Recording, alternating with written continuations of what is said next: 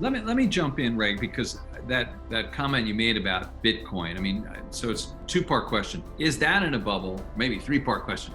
Is it dangerous? And what do you think the likelihood of the government outlawing it is? And is that even feasible? Bitcoin has proven itself over the last 10 years.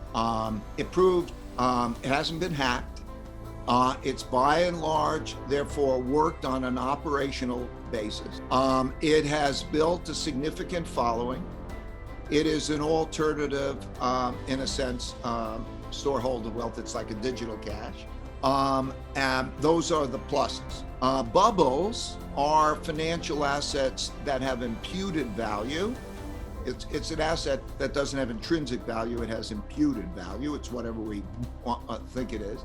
And if you look at some of the bubbles in the past, a great book is Extraordinary Popular Delusions and the Madness of the Crowds by McKay, 1845 or something.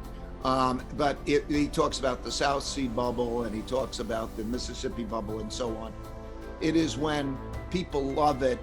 It's the dot-com bubble and so on. And that could be. So when you look at Bitcoin, it's a possibility. It's an alternative because there aren't many such assets. There are not so many assets that might have intrinsic value that can't be messed around.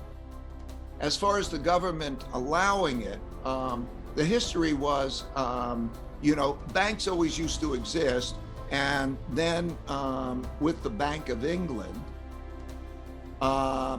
they decided that it was in their interest to have a monopoly on banking at a country. And so what we did is every country treasures its monopoly on controlling the supply and demand. They don't want other monies to be operating or competing because things can get out of control.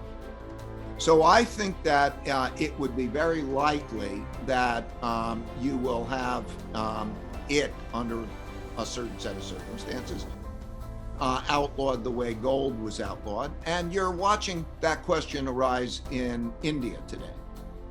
India today is making the move to outlaw possession of it. Okay, so we have to see what that means. Now, can they do it?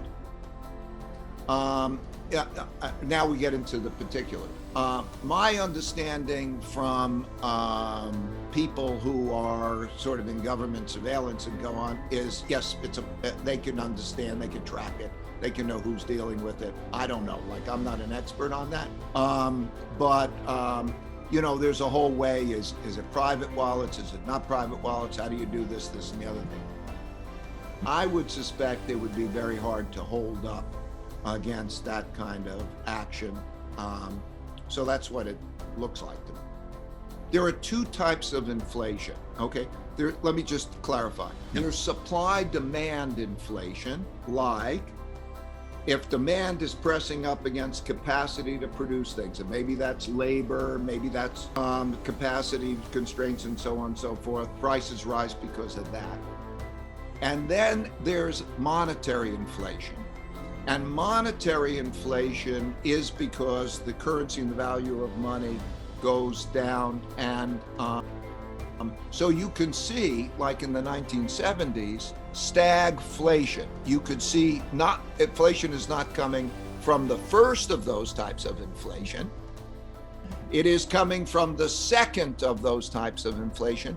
And the way that would occur is because people don't want to own bonds. To me, it's pretty crazy to want to own cash or bonds. Okay? We can get into why that is. But if you have that movement out of that type of financial assets to other assets, which we are seeing, then that has the effect first of causing financial inflation. In other words, an investor shifts it to another investment and they go up in value. And then that wealth effect has an effect on those items that people who acquire the money want to spend on. So maybe it's on penthouses or maybe it's on something else, but it depends how that's spent. I'm more worried about the monetary inflation, which would look something like a currency defense.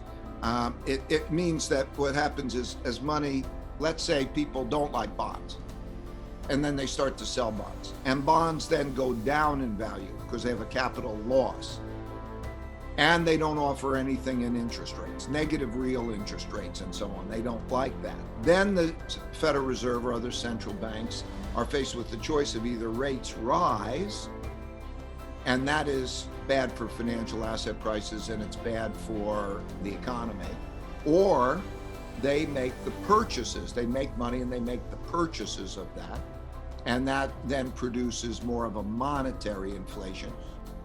So it's the second that I'm more concerned with. But the supply demand of debt will be, I think, the big driving influence. And I want to emphasize this, because so many people say, okay, well, here, they look at this stock or they look at this. But what you saw was the V bottom in all markets and so on, and that was due to debt and money dynamic happening. So that's the biggest dynamic to pay attention to. So wait, that V bottom, do you mean a year ago? Yeah, that's what I'm saying. You can, Yeah. I think it was April 8th or 9th.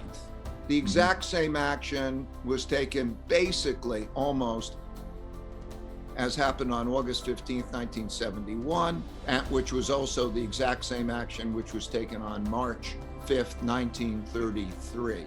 In other words, the big jolt, the separation in terms of that value of money, that dynamic. And that is the new paradigm. And so what does that mean? So on the one hand, you're seeing this rotation in equities from growth stocks to cyclicals. Number one, is that going to continue?